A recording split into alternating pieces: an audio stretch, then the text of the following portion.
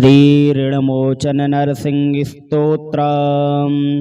देवकार्यसिद्ध्यर्थं सभस्तं समुद्भवम् श्रीनृसिंहं महावीरं नमामि ऋणमुक्तये। लक्ष्म्यालिङ्गितं वामाङ्गं भक्तानां श्रीनृसिंहं महावीरं नमामि ऋणमुक्तये। अन्तरालादरं शङ्खं गदाचक्रयुधरं श्रीनृसिंहं महावीरं नमामि ऋणमुक्तये। स्मरणात् सर्वपापघ्नं वरदं मनोवाञ्छितं श्रीनृसिंहं महावीरं नमामि ऋणमुक्तये। सिंहं नादेनाहतं दारिद्र्यं बन्धमोचनं श्रीनृसिंहं महावीरं नमामि ऋणमुक्तये।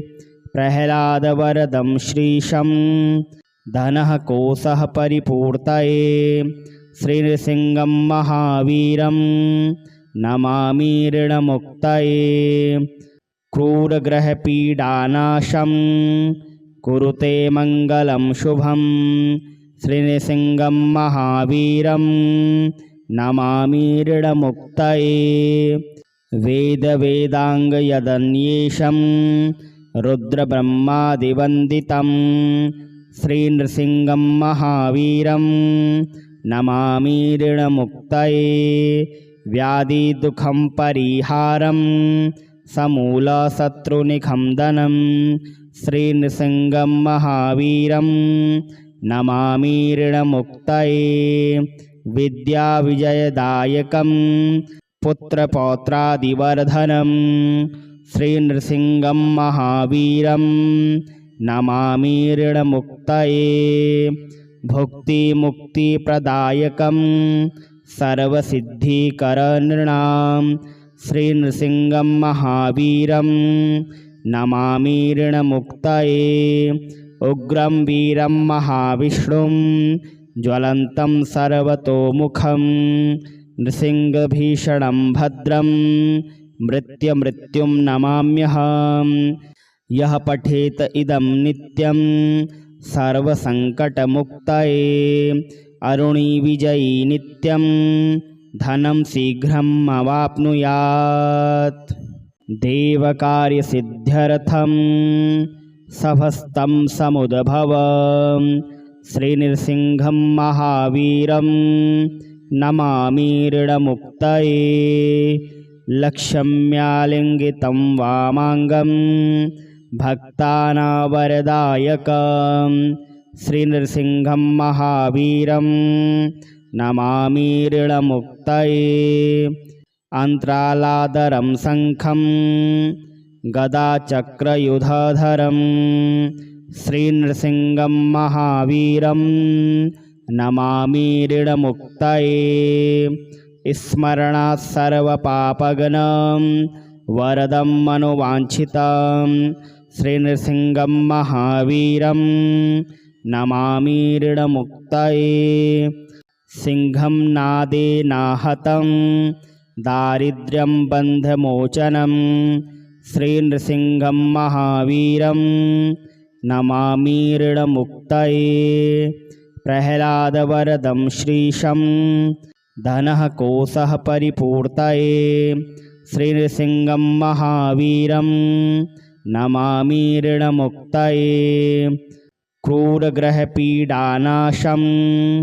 कुरुते मङ्गलं शुभं श्रीनृसिंहं महावीरं नमामि ऋणमुक्तये। वेदवेदाङ्गयदन्येषं रुद्रब्रह्मादिवन्दितं श्रीनृसिंहं महावीरं नमामि ऋणमुक्तये। व्याधिदुःखं परिहारं समूलशत्रुनिखन्दनं श्रीनृसिंहं महावीरं नमामि ऋणमुक्तये।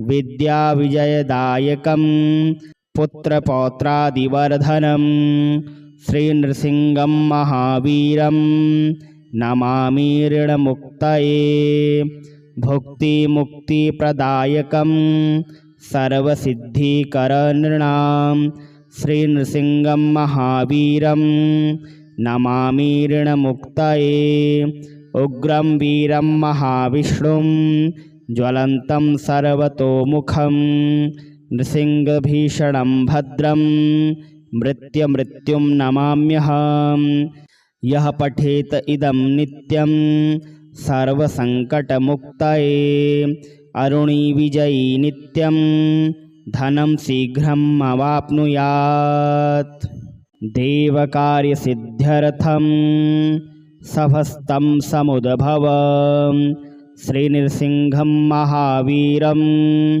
नमामि ऋणमुक्तये लक्ष्म्यालिङ्गितं वामाङ्गं भक्तानावरदायकं श्रीनृसिंहं महावीरं नमामि ऋणमुक्तये अन्तरालादरं शङ्खं गदाचक्रयुधरं श्रीनृसिंहं महावीरं नमामि ऋणमुक्तये स्मरणात् सर्वपापघ्नं वरदं मनोवाञ्छितं श्रीनृसिंहं महावीरं नमामि ऋणमुक्तये सिंहं नादेनाहतं दारिद्र्यं बन्धमोचनं श्रीनृसिंहं महावीरं नमामि ऋणमुक्तये प्रह्लादवरदं श्रीशं धनः कोशः परिपूर्तये श्रीनृसिंहं महावीरं नमामि ऋणमुक्तये क्रूरग्रहपीडानाशं कुरुते मङ्गलं शुभं श्रीनृसिंहं महावीरं नमामि ऋणमुक्तये वेदाङ्गयदन्येशं रुद्रब्रह्मादिवन्दितं श्रीनृसिंहं महावीरं नमामि ऋणमुक्तये व्याधिदुःखं परिहारं समूलशत्रुनिखन्दनं श्रीनृसिंहं महावीरं नमामि ऋणमुक्तये विद्याविजयदायकं पुत्रपौत्रादिवर्धनं श्रीनृसिंहं महावीरं नमामि ऋणमुक्तये भुक्तिमुक्तिप्रदायकं सर्वसिद्धिकरनृणां श्रीनृसिंहं महावीरं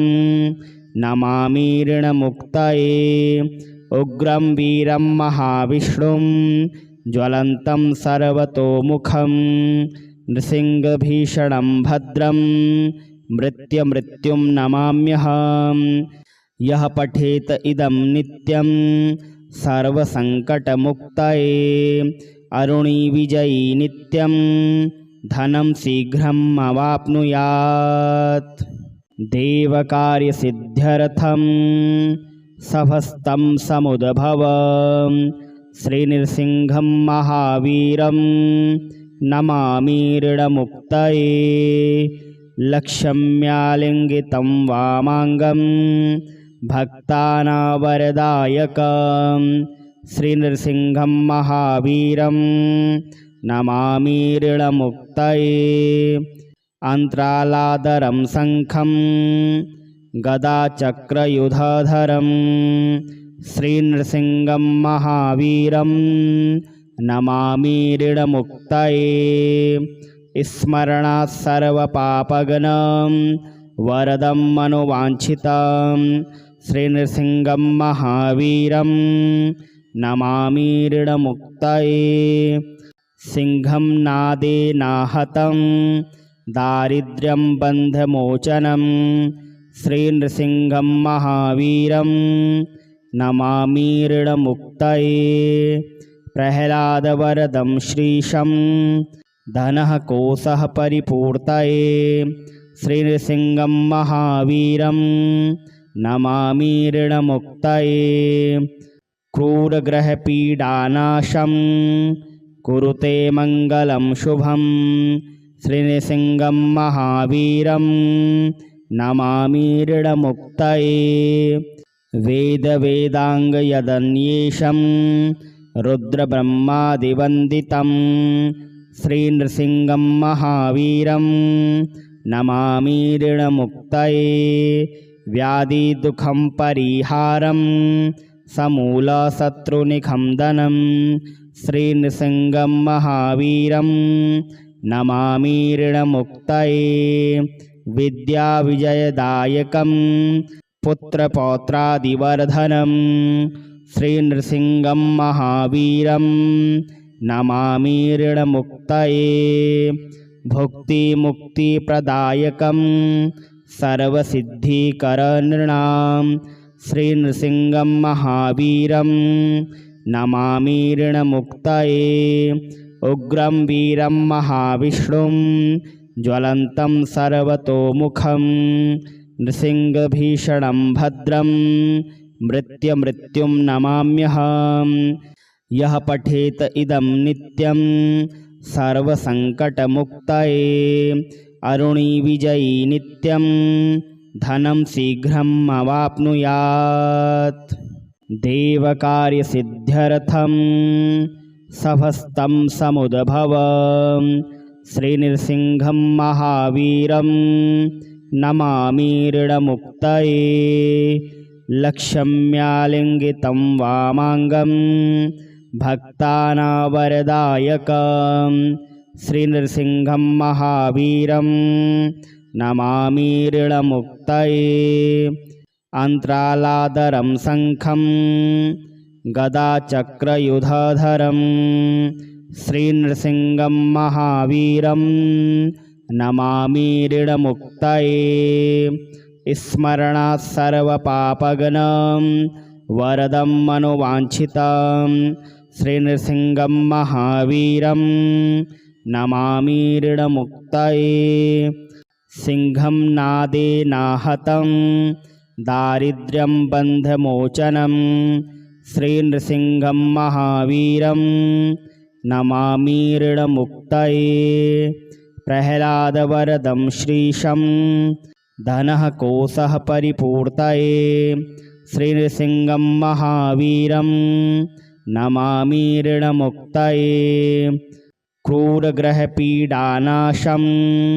कुरुते मङ्गलं शुभं श्रीनृसिंहं महावीरं नमामि ऋणमुक्तये वेदवेदाङ्गयदन्येषं रुद्रब्रह्मादिवन्दितं श्रीनृसिंहं महावीरं नमामि ऋणमुक्तये व्याधिदुःखं परिहारं समूलशत्रुनिखण्डनं श्रीनृसिंहं महावीरं नमामि ऋणमुक्तये विद्याविजयदायकं पुत्रपौत्रादिवर्धनं श्रीनृसिंहं महावीरं नमामि ऋणमुक्तये भुक्तिमुक्तिप्रदायकं सर्वसिद्धिकरनृणां श्रीनृसिंहं महावीरं नमामि ऋणमुक्तये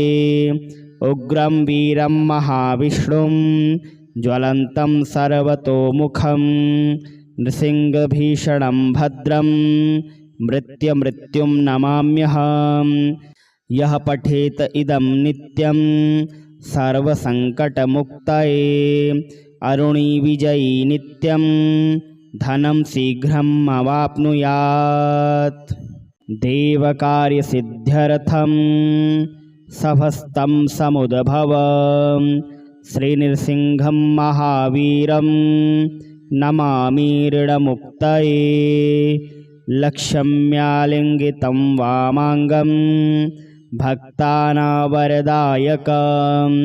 श्रीनृसिंहं महावीरं नमामि ऋणमुक्तये अन्तरालादरं शङ्खं गदाचक्रयुधरं श्रीनृसिंहं महावीरं नमामि ऋणमुक्तये स्मरणात् सर्वपापगणं वरदं मनोवाञ्छितं श्रीनृसिंहं महावीरं नमामि ऋणमुक्तये।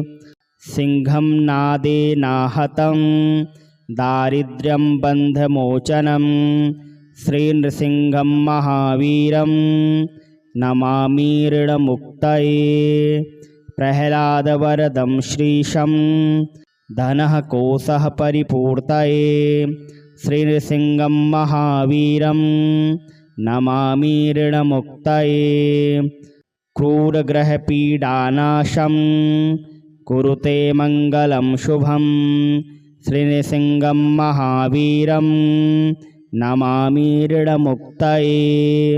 वेदवेदाङ्गयदन्येषं रुद्रब्रह्मादिवन्दितं श्रीनृसिंहं महावीरं नमामि ऋणमुक्तये।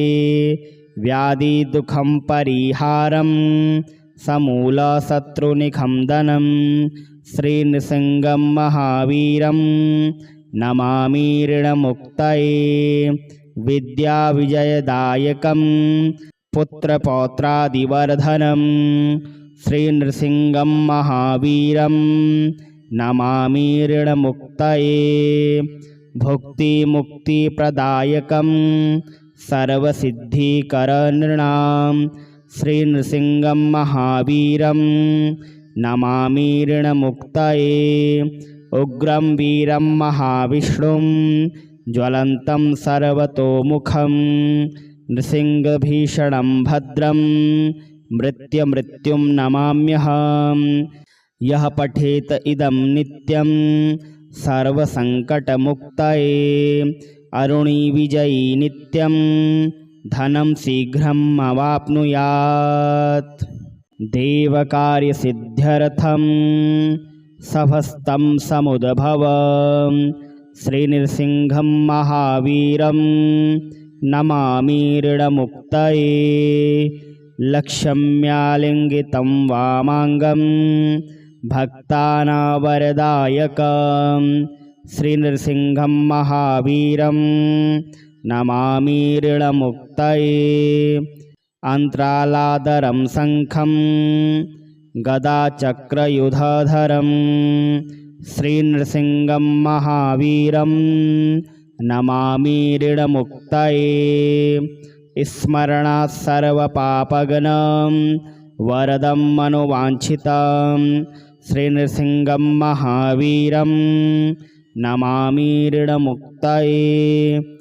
सिंहं नादेनाहतं दारिद्र्यं बन्धमोचनं श्रीनृसिंहं महावीरं नमामि ऋणमुक्तये।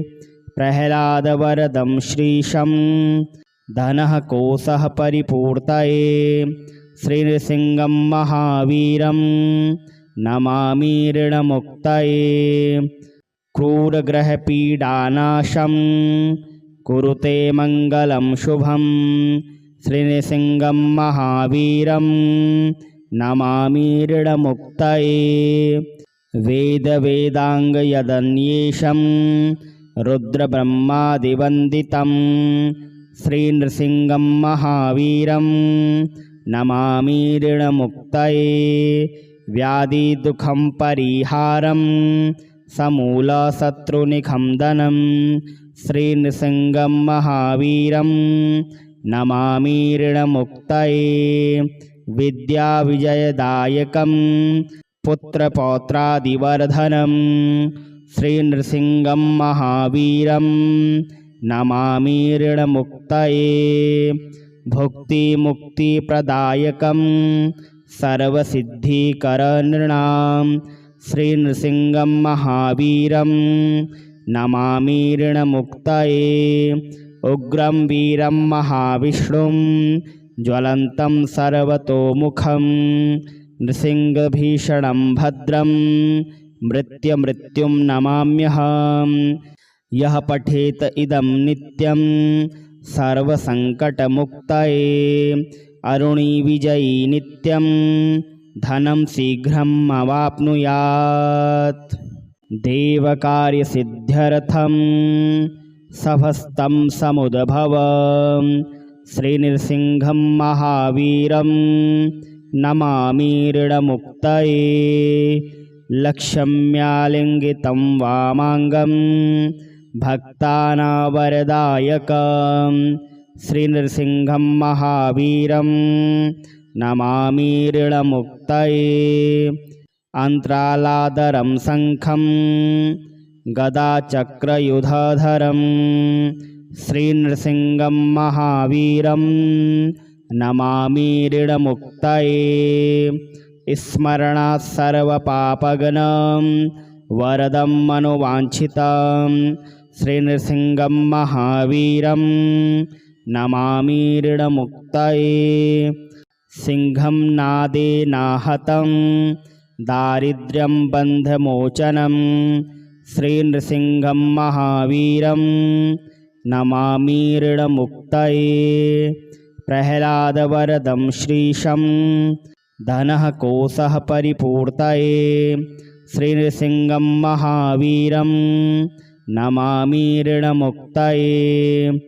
क्रूरग्रहपीडानाशं कुरुते मङ्गलं शुभं श्रीनृसिंहं महावीरं नमामि ऋणमुक्तये वेदवेदाङ्गयदन्येषं रुद्रब्रह्मादिवन्दितं श्रीनृसिंहं महावीरं नमामि ऋणमुक्तये व्याधिदुःखं परिहारं समूलशत्रुनिखन्दनं श्रीनृसिंहं महावीरं नमामि ऋणमुक्तये विद्याविजयदायकं पुत्रपौत्रादिवर्धनं श्रीनृसिंहं महावीरं नमामि ऋणमुक्तये भुक्तिमुक्तिप्रदायकं सर्वसिद्धिकरनृणां श्रीनृसिंहं महावीरं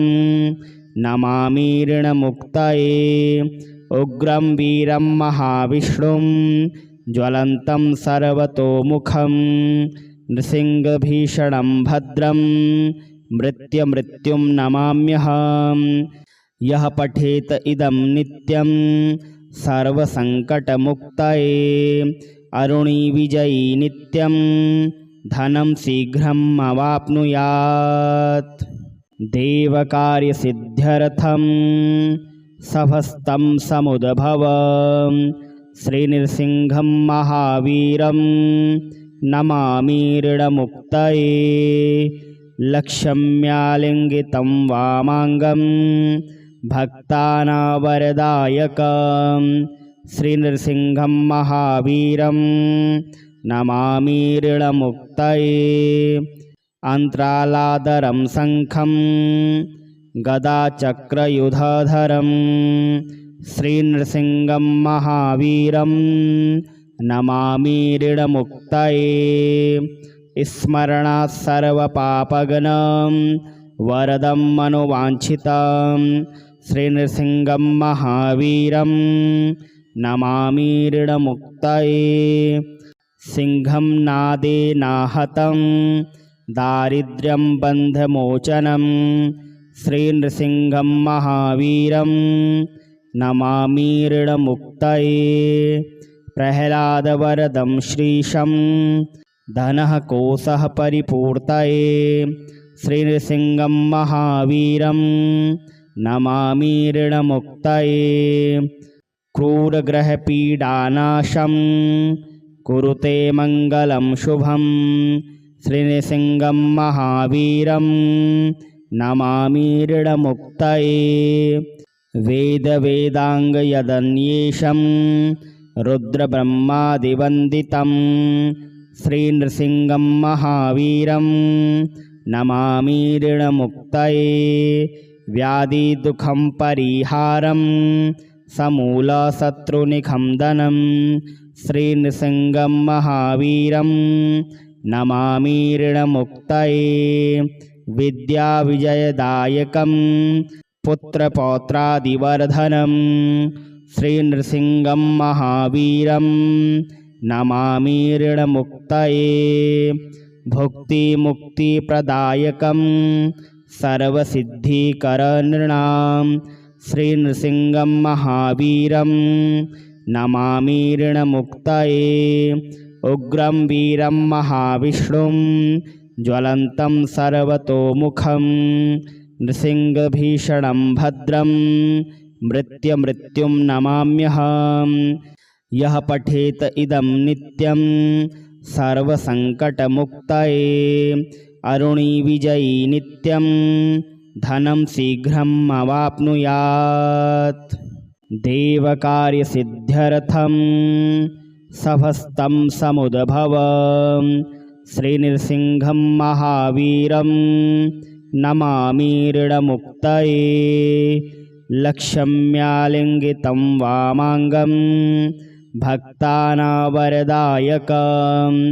श्रीनृसिंहं महावीरं नमामि ऋणमुक्तये अन्तरालादरं शङ्खं गदाचक्रयुधरं श्रीनृसिंहं महावीरं नमामि ऋणमुक्तये स्मरणात् सर्वपापघ्नं वरदं मनोवाञ्छितं श्रीनृसिंहं महावीरं नमामि ऋणमुक्तये सिंहं नादेनाहतं दारिद्र्यं बन्धमोचनं श्रीनृसिंहं महावीरं नमामि ऋणमुक्तये प्रह्लादवरदं श्रीशं धनः कोशः परिपूर्तये श्रीनृसिंहं महावीरं नमामि ऋणमुक्तये क्रूरग्रहपीडानाशं कुरुते मङ्गलं शुभं श्रीनृसिंहं महावीरं नमामि ऋणमुक्तये वेदाङ्गयदन्येशं रुद्रब्रह्मादिवन्दितं श्रीनृसिंहं महावीरं नमामि ऋणमुक्तये व्याधिदुःखं परिहारं समूलशत्रुनिखन्दनं श्रीनृसिंहं महावीरं नमामि ऋणमुक्तये विद्याविजयदायकं पुत्रपौत्रादिवर्धनं श्रीनृसिंहं महावीरं नमामि ऋणमुक्तये भुक्तिमुक्तिप्रदायकं सर्वसिद्धिकरनृणां श्रीनृसिंहं महावीरं नमामि ऋणमुक्तये उग्रं वीरं महाविष्णुं ज्वलन्तं सर्वतोमुखं नृसिंहभीषणं भद्रं मृत्युं नमाम्यहम्। यः पठेत इदं नित्यं सर्वसङ्कटमुक्तये अरुणी विजयी नित्यं धनं शीघ्रम् अवाप्नुयात्।